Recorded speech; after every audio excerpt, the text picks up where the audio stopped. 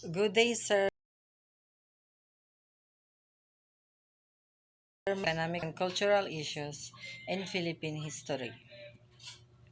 What are the social, political, economic, and cultural issues in the Philippine history? Agrarian reform and its role in the Philippine development. What is land reform? Involves changing or establishing laws, regulation, customs regarding land ownership. Refers to the remedies to improve the relation of the teller or the owner of the land or employee and employer of the farm.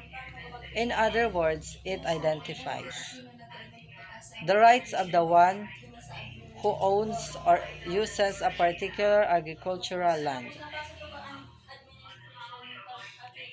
Cover covers the restructuring of the tenure and the pre and post production support services structures in the agricultural sector.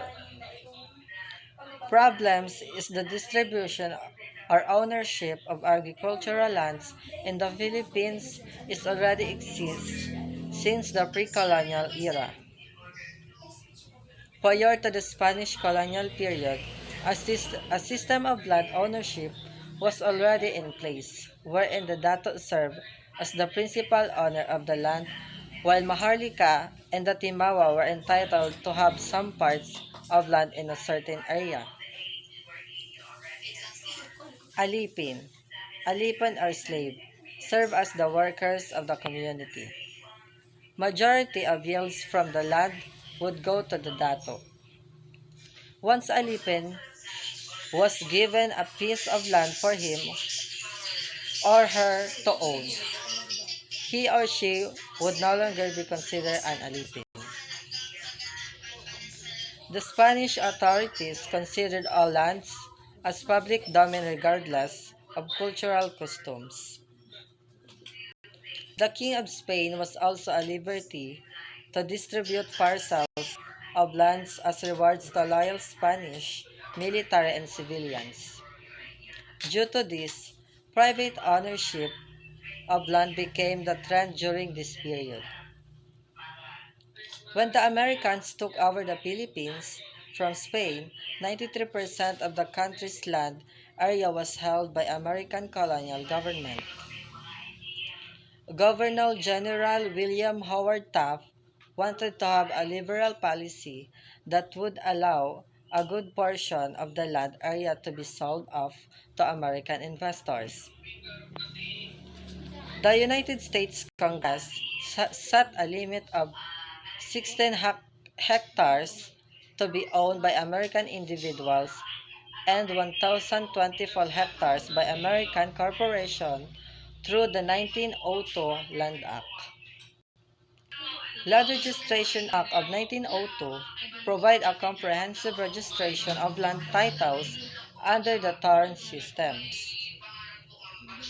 It made land ownership exclusive and enabled foreign entities to own land despite any cultural systems that many indigenous groups of the Philippines may observe. Public Land Act of 1903 introduced the homestead system in the Philippines. Tenancy Act of 1933 regulated relationships between owners and tenants of rice and sugar cane lands through a 50-50 sharing system. Hukbalahap controlled whose area of Luzon. Landlords who collaborated with the Japanese lost their lands to the peasants, and those who supported the Hooks earned fixed rentals from the land which favored tenants. Through the Hukbalahap, tenants and peasants recognized abuses from owners who did not give them enough shares. This causes many peasants to take arma and be part of the Hukbalahap. Kasama system is the most popular forms of the shared tenancy. It is an informal agreement in which the landlord offers land seeds, and the cash needed for transplanting and harvesting crops, while the tenants or the kasama offers his carabao and labor of unequal shares of yield. The failure of kasama system to fully address the need for genuine agrarian reform led to the rise of socialist movements that further contributed agrarian unrest. Matters became worse during the authoritarian rule of President Ferdinand Marcos, a dominant local landlord.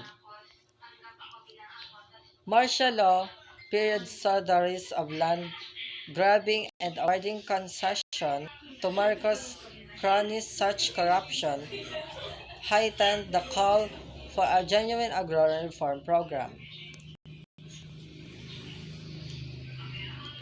Corazon Aquino became president.